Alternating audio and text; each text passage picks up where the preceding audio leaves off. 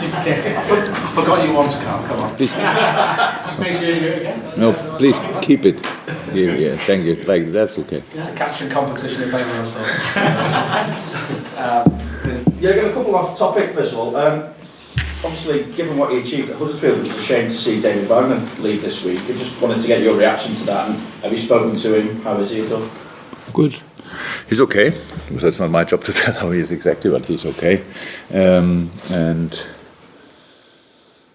what I told him, I can tell you that he should be really proud on what he have achieved there. It was one of the most special stories in football in the last 3.5 years. For me, it's something that probably will not be considered as a big success, but as a manager, you know that it's unbelievable what he did this season to keep this squad and his team so confident in a run with bad results, unlucky moments. So we were always, when they were close to draw, then they lost. When they were close to win, then they drew. And that was the story of the season. So, and keeping them really confident. And I remembered our game when we played there. It was so difficult, and I felt really bad afterwards because that we won it without really performing. And so that's it. But it's on the other hand side, it's part of life. And I'm pretty sure in a few years, everybody who will think about Huddersfield in that period will think very positive about his name in this moment. I think everybody is positive about it, but I think Huddersfield thought that there is a chance with a change making something happen, and hopefully it will work out. That's all, and that is what he wants as well, of course. So that's it. Obviously, this week you've seen headlines about spying at training grounds. You train on a pitch sometimes that's curtained off. Have you ever been concerned that people are watching or trying to watch what you do and what you made of? What do you think? What's the reason for the curtains? People put up before you were here, obviously. Yeah, that's because of that, and it's not there in all sessions in the week, because most of the sessions it's not a big problem if somebody would have a look. It's but the last, especially the last two, -1 and -2, these two sessions, we use the curtains because it's not for anybody else, because you change then a lot of things. You train then the set pieces. You train then with the players. They are available for the weekend, so these informations everybody want to have, but usually nobody gets. So that's always the open question. That's until you see the lineup when you come in the stadium. And so that was for me always clear. That's how it is for everybody. So you have no idea, do I really play like this? And then you see a lineup and you still don't know the system. So that's the thing what you could probably see if you would be there match day -2. So I understand. I can understand that he wants to have all these. Mr. Bielsa wants to have all the information. That's what we all want to have. But on the other hand side, we all have to accept that we don't get them. And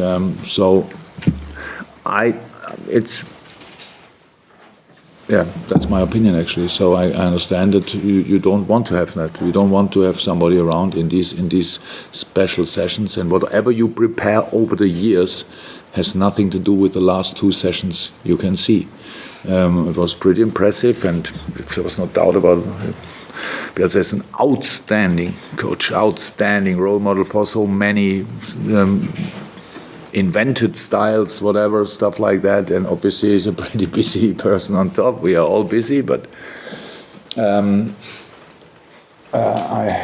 when I came in, I didn't see 51 games of Derby, to be honest. So maybe I didn't have the time for it, but that's the truth. And he's there obviously really good prepared, and I respect him a lot, but that's still not like it should be. So we all have to respect that these two sessions, and especially the last one before the game, there are only a couple of people who should see these sessions, and I really think we all agree on that. Good news yesterday with Andy Robertson signing a new contract. Your thoughts on how deserving he is of that, and also satisfaction that you take the fact that so many of the core of this group are tied down to long-term deals? I'm very happy about it. So that's really cool, and especially the very special story of Robbo.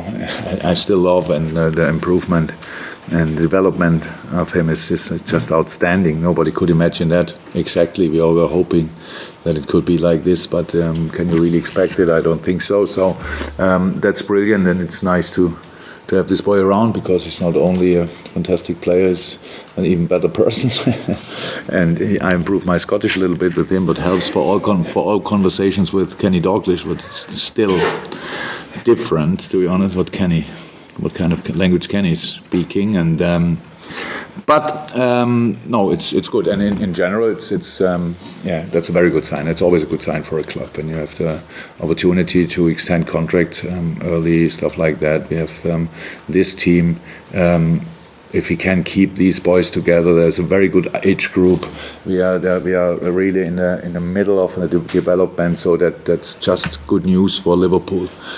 These 17, 18 players plus, 19 players plus the really young boys. That's the squad of the future. So it should be like this. So but it's investment. It's investment, and the club gave us the opportunity to do it. So really nice, really nice. I've got the world's longest list, I think, with injuries, which isn't great news for you unless they're all coming back. Genie, I suppose, is the most recent one. So Genie and Trent, we will really decide day by day. That's how it is. It's of course not cool. The exceptional thing, part of that story, is that they both played 90 minutes. And I think the whole world saw what happened to Trent, and what a boy, unbelievable. We played that game, and afterwards then we got information, not directly, obviously that he had pain, but that he had, worse? No. Nothing happened during the game. It was all stable, all good. It's just exactly what happened before the game. So, but the adrenaline obviously is interesting thing. So gives you the opportunity to do a bit more than you would expect, and so that's cool. But we will see. It will be for both for sure. Really, really close for tomorrow. But I don't want to close any doors before anybody tells me I have to close that door. Slightly different too, and how you have to happen. But Dejan is much better than he was, but that's a muscle thing, and that needs time. I'm pretty sure he can be involved again against Leicester. We have a few more. Adam trained yesterday, and the day before yesterday, so we should be. I learned about a few couple of weeks ago. Contention. We have to see. But I wait for that session today again. How he reacted on the two, not too tough sessions, but we did a little bit. So we have to see that. And the other three probably know about Joe, who's been training on the bench. Joe Gomez. Joe, no. Improving. We hope all that it will be quick from now on, but don't know exactly. Joel was been trained completely normal now for around about 10 days, I would say, which is good. And the others are a bit long term. So potentially then good to get out to some warm weather after this match. Well, possibly even warmer than warm weather, much better than here at least anyway, when you're going away for a few days. So what are the advantages of taking them away from the snow that we've had here on Merseyside? First time snow for a long time, I would say. There's actually not a lot to say about it. We have a group which is completely. So as a team, week in and week out, you have to go on the pitch, and you are one group, but they all have individual situations. So if you played 30 games, I don't know exactly. A few played 10, a few played 15, a few played not in the last 3 weeks, 4 weeks, 5 weeks, whatever. All have a different situation, and that's what we have to consider, and that's what we do. That's why we go there, and we can have then really recovery and rest for the very often used boys. And a completely different program for other boys, so we'll be completely.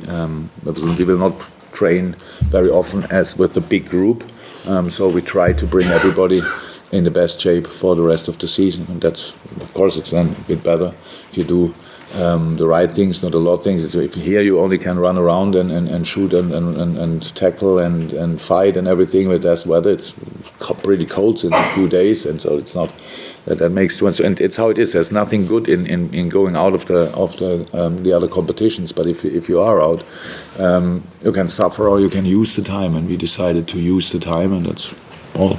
Thank you. Juliet? Crystal Palace, the last visiting team to win here, to win here at Anfield. What's changed in that time? Obviously, we've seen the players that have. When was that? Sorry, when was that? Over nearly 2 years ago. I was ungraded at maths, but I know they got 600 and some odd days ago. Oh, okay. I don't actually know for sure, but I know it was over. It had a 6 in front. So Okay. Anyway, Yeah. what I was going to say was that you mentioned about the players you've got now and the contracts, and you're in the middle of that development and looking to the future. But what's brought the fear factor? What's made Anfield such a difficult place? Oh, our common experience, the quality the boys produce on the pitch, together with the crowd. That's obviously the most different thing to I don't know, actually 2 years ago or 3 years ago especially. I'm not sure, but I think, was it a Crystal Palace game when I felt lonely? Was it a Crystal Palace game?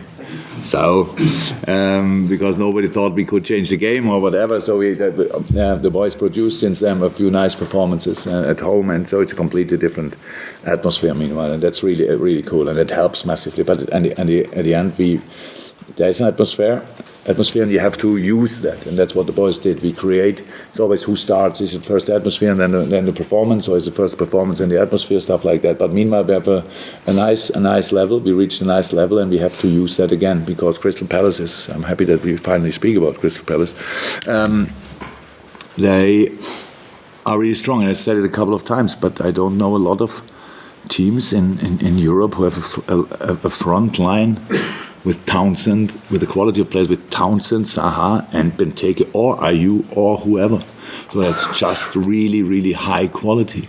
So, and we can talk about the defense, one of the most exciting right fullbacks of England. On the one hand side, very experienced Dutch guy on the left side, then Sacco, Tompkins, and midfield, Milojevic, and whoever plays with Kouyaté, MacArthur, Meyer, whatever. That's a proper team. So that's what we have to know. That's what we have to respect. That's what we. And it's not important how we played them last year, 2 years ago. We played. We won there. It was a difficult game, still, but we won there. We know that, and that's all what we prepared for. And that's not important how we have been last week or how we have been a year ago, half a year ago, a month ago. It's only important how we will be tomorrow, and that's all I'm interested in. And it will be really tough, but.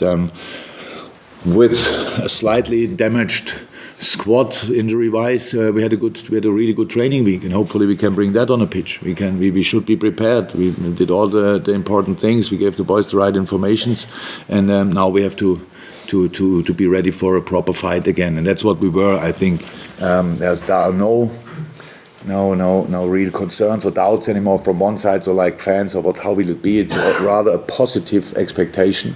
That's okay, but at the end we have to deliver, and I'm really excited about that, because it will be a tough one again, and having a lot of results in the past at home, that's good, but the only result I'm interested in is the one tomorrow. But just as a supplementary, do you measure the progress that you've made since something like the game against Crystal Palace, the last time to come here to and come away with all? I'm interested in progress, but I don't judge the progress constantly. It's not that because I don't think about it. I don't think about the games 2 weeks or 3 weeks ago. Last game, I still have a bit in my mind, but progress is something everybody should expect. So the club gave us a fantastic opportunity, bringing outstanding players, keeping outstanding players. So and that what my job is to make sure that we can really deliver, that we can perform on the pitch, and that's what we try all the time. So making always next steps. That's absolutely interesting. Is it always possible? I'm not sure, but you still try it. And where we will be in 2 or 3 years, I have no idea. But so far, it's what I said when you ask about signing these players all signing now long-term contracts, which is good because the age group is good. So that this season will not finish our development, and that's good. It doesn't look like we will lose any key player. It will all look like really what's the word for it? Being really here with all they have, enjoying it here with the other boys, with them in the stadium, training ground. That's another good thing. We build a new training ground, and not that we don't like Melwood. Actually, we love Melwood, but that's another step in the future, and that's all good. But the progress we made so far, I'm really not interested. I only go for the progress we still have to make, and that's there's a lot to do, and how I see it, a lot to come, and hopefully everybody can see that. Unmissable car market. You've spoken about the Sorry? contracts. Yes, I got it. Yeah, okay. You've spoken about the long contracts for the younger players in the future of the club. We've got Kiana Hoover turning 17 today, which will make him eligible for professional contract. Is that something that will become a priority really to get into? What? Him? Or he's 17 today, so yeah, so he can sign or what now? professional contract. Yeah. With him, with the others. So it's if you turn 17, it's life should be really cool. Huh? So not allowed. Are you allowed to drive a car in England with 17? Yes. Wow. Oh no, that's allowed in Germany meanwhile as well, right? With a parent next to you, or you're alone? Oh, that's a big L on the car, or is it learning? Oh, I meet a lot of them. Oh, okay, good. So big steps to make for all these boys, and everything will be fine. I'm pretty sure that Kijana is really happy in the moment. We showed him where his perspective will be, where his team will be in the future. So now he has to make all the steps alone, supported by us, of course, and no contracts are no concern in that moment. I think we are if you would be somewhere else, I think there are plenty of reasons that you want to join us, that you want to join this club in the moment. So the boys we have here, we keep here and work with them as good as we can. And another youngster we've not spoken about for a while is Rian Rooster, running where he is with his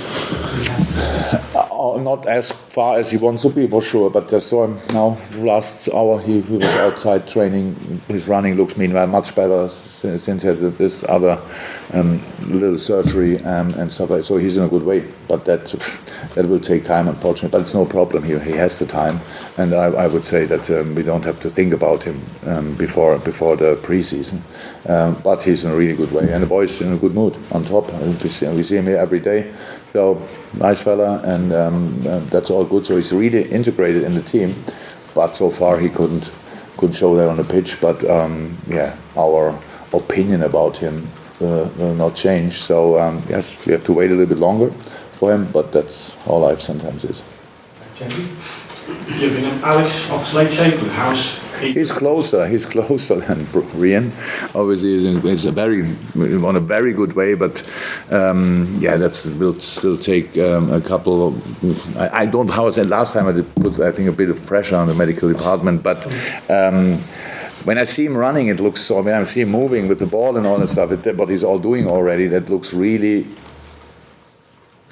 good, promising, close to return. But at the end, it's so long out. When was it? When was it? April. What a situation against Rome, right? And. But it will be fine. It looks completely without any problems in the moment, no swellings anymore, stuff like that. So he can really work already on his fitness issues, what he obviously has over a long time. But I think we will see him this season. And you won titles before in Germany. I just wonder, as the games tick down, as important as tactics will always be, how important is the mental side of the game and the mental strength? Well, it's always important, eh? So it's I don't think we should use a lot of my experiences. Meanwhile, nearly 7 years ago, when I won things, because that would mean I should use all the experience that I made when I lost the final or whatever. It's always a new situation. Everything is I cannot do more than my best, and that's what I still try.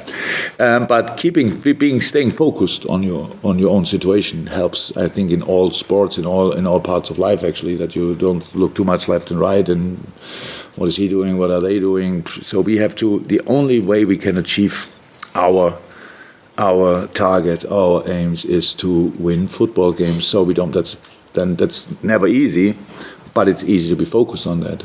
With all the things you do asking, and I have said a few times, I respect your job absolutely, but we don't think 1 second about the things you ask. So, sorry. I don't think a second before I come in the room what I could answer. So, but you obviously realize, and that's it, because it doesn't change our situation. Our situation will be only changed if we lose focus. And so I'm pretty good in being focused. And so far the boys followed me on that path. I think it was easy for them, to be honest, because we lived the whole week like this. There's always a next game to come. There's always a next chance. There's always a fight to fight, a battle to win, whatever, and that's what we try to do. And my long ago success at Dortmund, as nice as it, and wonderful as it was, I don't think we can use a lot. Sorry for that. Okay, Glenn, so now, David, anything from you? No, anything? And then finally on this side, me, so no, I think any from my couple of friends we've not had before, and then we'll finish with ZDF. It's up to the boss whether he answers, and then feel free to ask. Yeah, we do it. I answer in German. Try to stay awake. Yes, oh, should I start now? Yeah, absolutely. Jürgen. Du kannst auch auf Deutsch fragen. Ja, wollte ich. Alles gut. Also die Presseräume sind kleiner, es ist mehr cozy hier, aber was ist der große Unterschied zwischen Premier League und Bundesliga, außer vielleicht die Nähe zu den Journalisten? Ja gut, der Presseraum am Trainingsgelände in Dortmund war deutlich kleiner. Wir haben nur die Pressekonferenz meist im Stadion gemacht. Da ist er größer. Hier in Liverpool übrigens auch. Nee, ist eine sehr intensive Liga. Ich weiß gar nicht, ich bin zu lange weg, um jetzt noch ganz große Unterschiede vielleicht auch herstellen zu können und auch mir vorstellen zu können. Wir haben einfach eine super intensive Liga, eine super schwierige Liga mit extrem vielen richtig guten Fußballmannschaften, die alle ganz, ganz große Ziele haben, Weltstars, wo immer du hinfährst. Wie gesagt, Saha, wenn wir jetzt gegen Crystal Palace spielen, der kann in jedem Spitzenteam der Welt spielen. So, und spielt bei Crystal Palace. Ja, und das ist einfach so ein Spieler, und so mehrere dieser Spieler hat praktisch jede Mannschaft in England. Das macht es eben nicht einfacher, aber ist natürlich auch hochspannend und hochinteressant. Und wer im Sport ist, will sich natürlich auch mit den Besten messen. Und einige der Besten rennen offensichtlich hier in der Liga rum. Aber wenn man sich die Zahlen anguckt, Bundesliga, Premier League. Premier League ist überall Nummer 1. Stars, Geld, Investoren, Einkommen, alle Zahlen, was es gibt. Hat die Bundesliga überhaupt eine Chance, an die Premier League ranzukommen? Ah, na klar. Natürlich. Es geht ja gar nicht mehr an die Premier League ranzukommen, das weiß ich jetzt gar nicht. Aber die Bundesliga ist ein wundervoller Wettbewerb. Ich habe ihn immer geliebt und liebe immer noch. Es geht nur darum, dass einfach auf der Welt immer noch mehr Leute englischen Fußball gucken. Ganz einfach, weil historisch bedingt, englischsprachig und so weiter, es einfach viele Leute gibt, die diese Liga schon immer mehr verfolgt haben. Aber Deutschland ist im Kommen, also keine Frage. Und der Wettbewerb selber in Deutschland ist super. Und zum Beispiel haben wir keine Chance gehabt, einen Jungen wie Sancho zu kriegen, weil die Vereine hier in England untereinander sowas nicht machen. Ja, wenn wir ihn gewollt hätten, hätten wir das Dreifache bezahlen müssen für dann einen 17-Jährigen. Das macht noch nicht so richtig Sinn. So, es gibt immer Schlupflöcher. Aus anderen Transferregularien heraus können wir ein junges Talent aus Brasilien auch nicht verpflichten, wenn er nicht schon Nationalspieler ist und wir richtig Geld für ihn bezahlen. Wir können kein Schnäppchen machen aus Brasilien, weil das die FA nicht zulässt. So, und diese kleinen Schlupflöcher, die Regularien hier bieten, die nun bei den Deutschland sensationell gut genutzt. Und wenn heute eine Topmannschaft aus England gegen eine Topmannschaft aus Deutschland spielt, jetzt meine ich nicht wir gegen Bayern oder Dortmund gegen Tottenham, sondern einfach ganz normal, sagen wir, Werder Bremen gegen Crystal Palace, dann weiß ich nicht, wer gewinnt. So, das ist einfach so, obwohl die Qualität da ist, aber weil Deutschland einfach ganz tolle Arbeit macht, weil die einfach weil die Ausbildung top ist nach wie vor und ja, dann ist das einfach offen und dementsprechend muss man sich keine Gedanken machen über die Bundesliga. Das ist ein fantastischer Wettbewerb, aber in anderen Ländern wird halt auch gekickt, das muss man auch akzeptieren. Letzte Frage, fühlst du dich denn hier wohler, anders? Ist das abenteuerlich? Ich fühle mich nicht wohl, aber ich fühle mich sehr wohl. Also das ist es. Ich habe mich in Dortmund super wohl gefühlt. Ich habe in Mainz mich super wohl gefühlt. Also jetzt wohnen wir hier, das ist alles gut. Also ganz tolle Leute kennengelernt. Das ist ja kulturell leichte Unterschiede, aber am Ende wird man sich wundern, wenn man in der Weile lebt, wie ähnlich wir uns sind. Und deswegen ist es für uns eine ganz tolle Erfahrung und die wir sehr gerne mitnehmen. Und mittlerweile fühlt sich das hier natürlich auch an wie Heimat nach 3,5 Jahren ungefähr oder so. Also alles gut. Thank you very much. Cheers, guys. Thank you. Thank you for listening. Sehr gut. Just super.